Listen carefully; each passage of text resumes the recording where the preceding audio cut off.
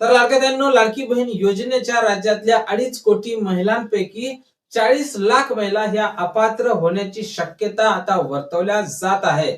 नोव्हेंबरचा हप्ता तर अजूनपर्यंत आपल्या खात्यावर जमा झाला नाही, पण एक चिंताजनक बातमी समोर आलेली आहे. ती म्हणजे आता समोरच्या हप्त्यासाठी 40 लाख महिला अपात्र होण्याची शक्यता आता निर्माण झालेली आहे.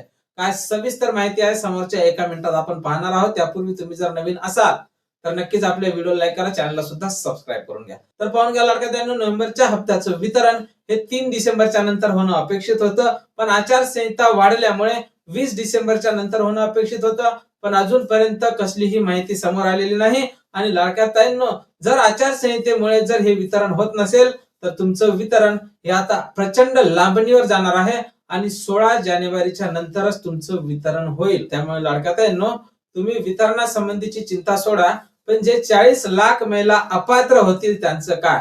तर कोणत्या कारणाने लाडक्या बहिणी अपात्र होतील? तर ज्या महिला या ई-केवायसी करणार नाही, फक्त त्याच महिला अपात्र होणार आहे. आणि ज्या महिलांनी केवायसी केली असेल त्या महिला अपात्र होणार नाही. त्यांनी चिंता करण्याचं काहीही कारण नाही.